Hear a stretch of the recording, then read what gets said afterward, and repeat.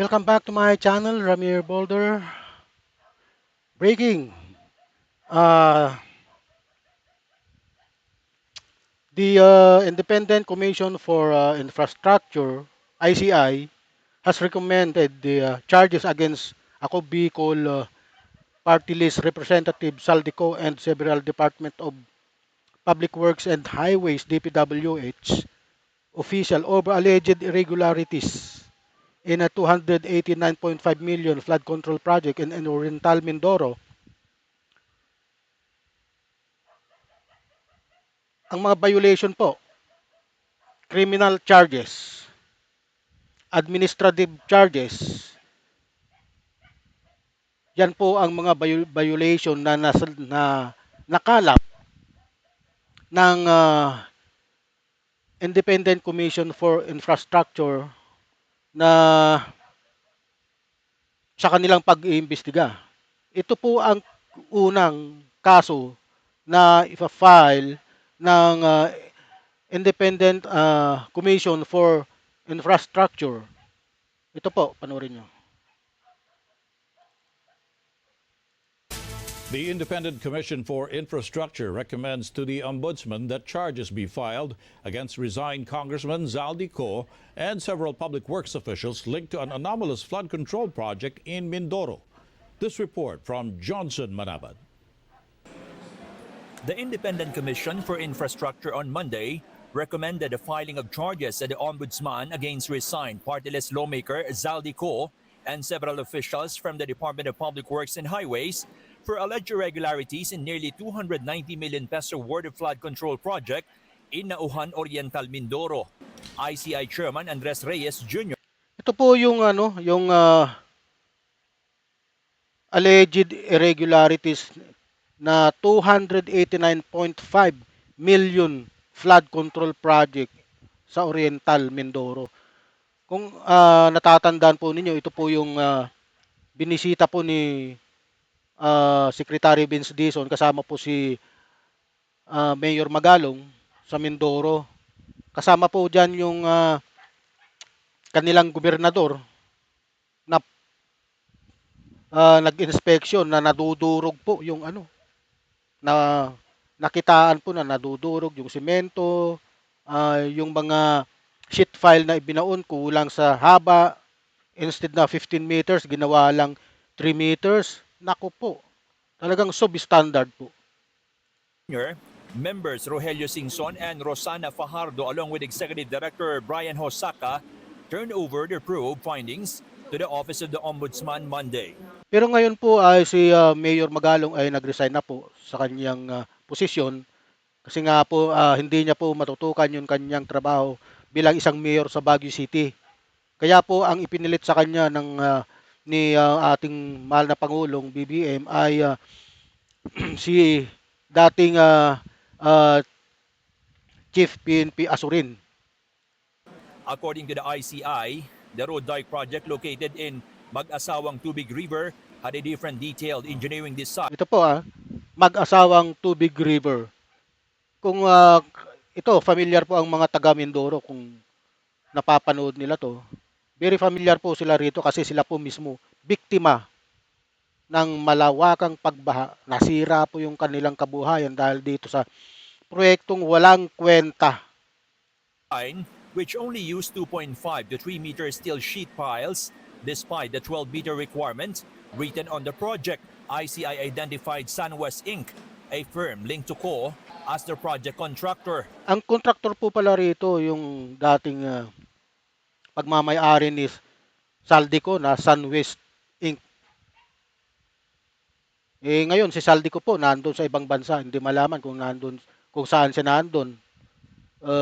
Bine-verify ko ng ating gobyerno, wala na raw sa US ngayon.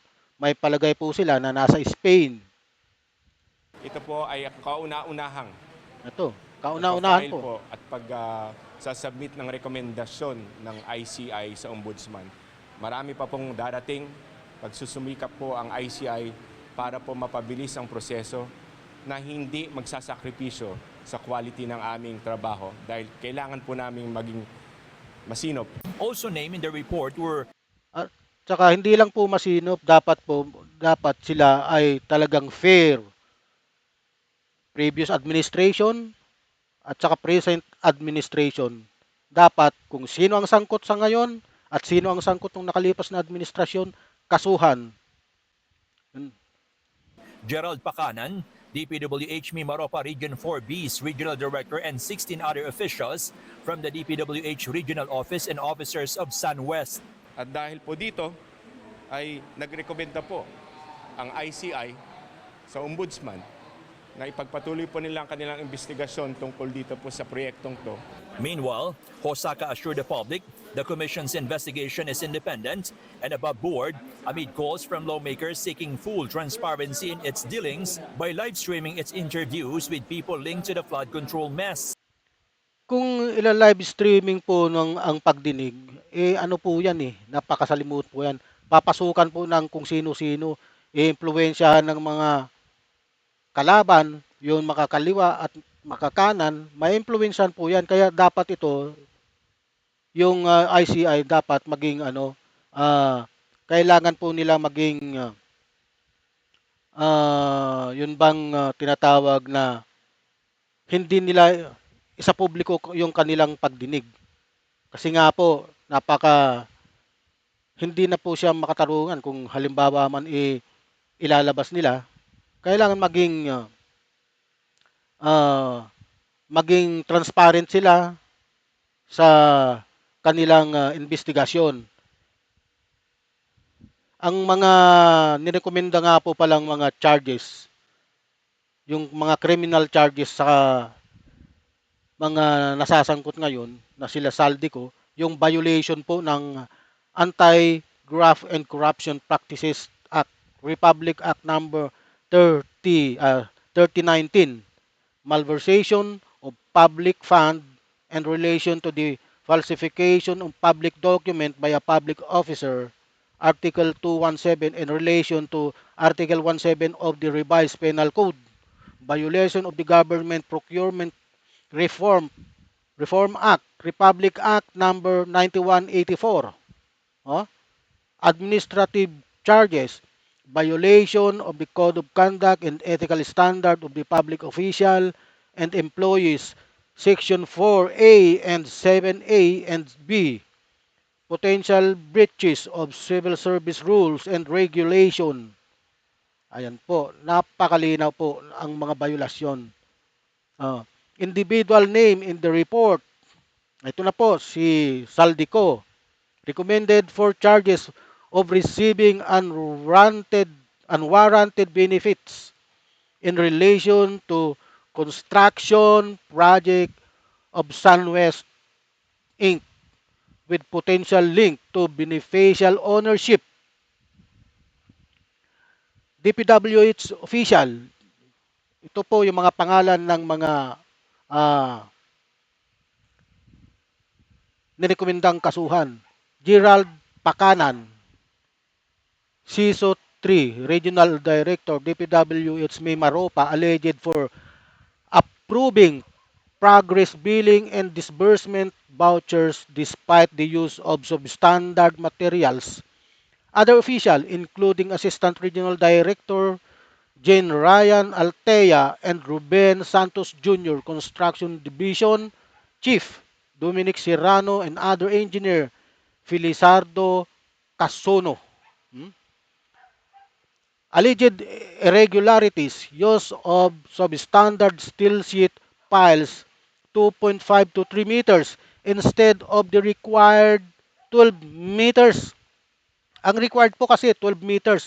Ang ibinaon nilang sheet piles ay 2.3 to 3 meters lang. Napakababaw po. Mababaw po yun. Kayang kainin ng malakas na agos yun. Potential estimated at over 63 million.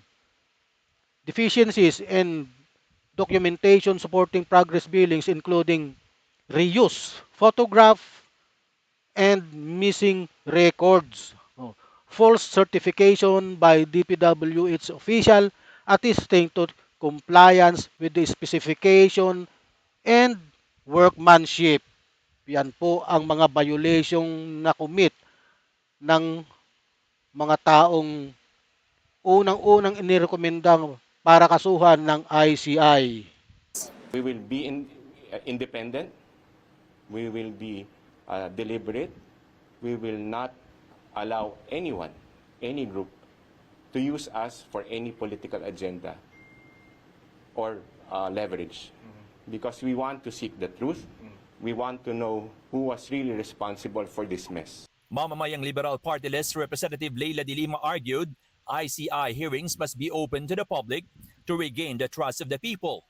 Also on Monday, Justice Secretary Jesus Crispin Rimulya says he sees no conflict with its own investigation, while the ICI is also conducting an independent probe. DOJ will still be working with the Ombudsman.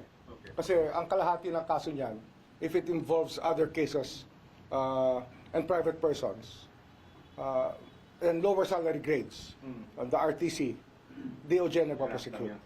Merong agreement ng DOJ tsaka Ombudsman. Remulla said a plunder case against those involved in this flood control project mess is overrated.